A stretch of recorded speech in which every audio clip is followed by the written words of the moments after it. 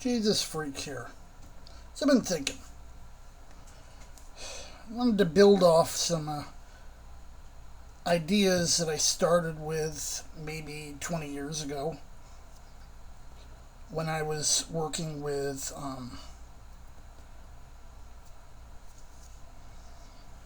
text-to-speech software, something I'd been messing around with for 40 years now because I had been using it in the 1980s. You know, we had SAM, the software automated mouth, the text-to-speech built into the Mac OS.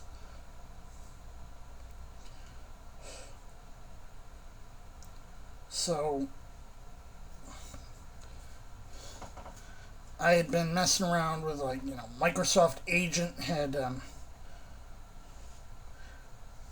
avatars that appear on the screen.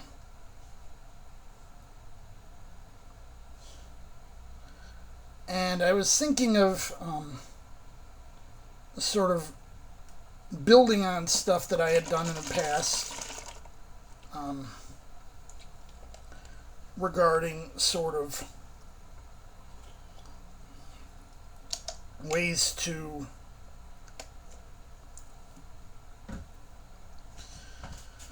sort of package search information in with, I guess, we're not really talking your GPTs, your LLMs, your modern AIs. You're talking more primitive types of, you know, NLP, natural language processing. I'm thinking the pioneers in this were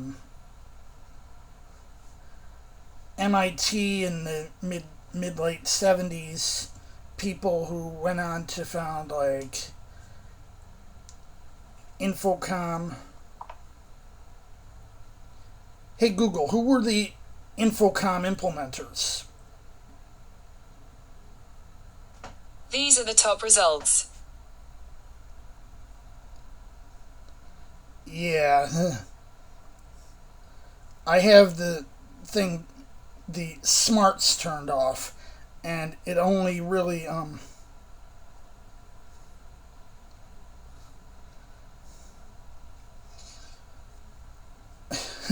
it gave me the links. It didn't actually read anything off for me. Anyway, we're talking people like Mark Blank, Dave Lebling, Stu Galley, people who made a name for themselves in the early days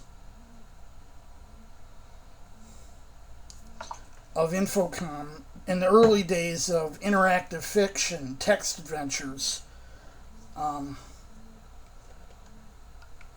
We think of Infocom as having been a video game company. And in fact, what ultimately happened to them is Activision bought them out. They were one of the first video game companies. But I think they were really more, their genre, their shtick was more natural language processing research. That's what they were really trying to do. Well, the idea that I had was, do we have the, you know, easy to use technology? And I'm thinking, you know, I'll probably ask a friend who's able to handle different types of programming than I am. Like, I can only program in BASIC, C, and Corn Shell, and a couple dialects of assembler. I think he can do, like, Perl maybe, Python, you know, languages that are probably better suited to what I'm trying to do here.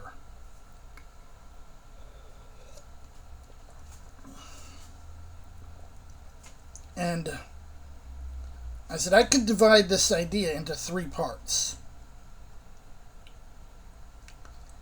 Now remember,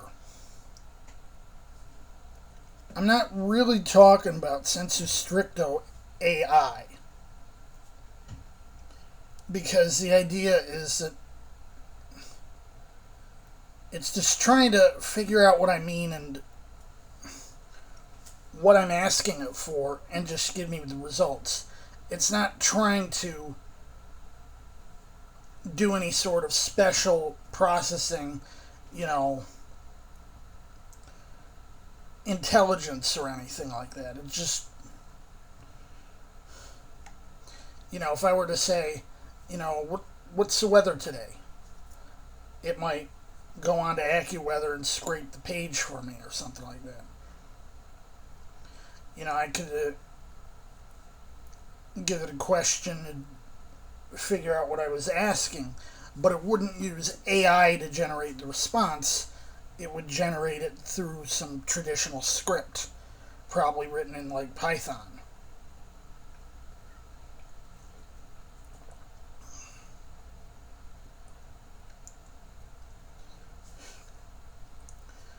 And this would probably be one idea. And I'd probably be, using it as sort of a foot in the door to work on other stuff. Like, for example, if I have some way to handle, like, say, voice recognition, speech recognition, what about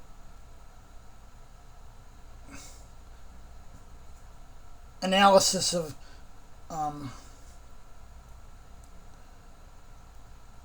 watch a camera and analyze what's going on? Tell me, let's say I do a stupid and walk out into traffic, something that I've done way too many times because of, missing wiring in my brain. I'd have a computer filling in for this. So if I start walking on the street and I'm running on a phone or something and got the camera running, and the program on the phone's watching the camera and sees out of the corner of its eye oncoming traffic and tell me to back off. Stuff like that. These are just ideas I'm tossing around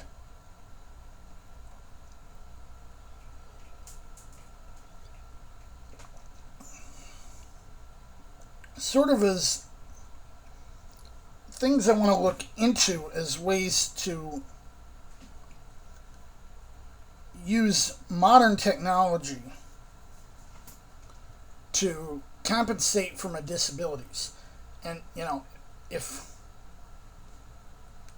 if we can come up with ways to compensate for my disabilities,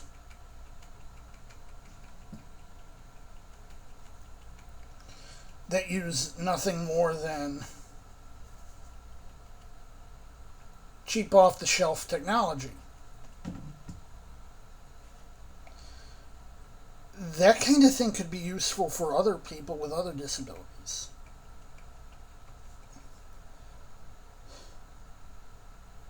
It's just things I've been thinking of.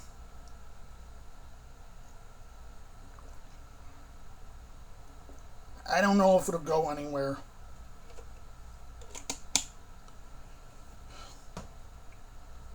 But it's just, maybe it can go somewhere. Jesus, freak out.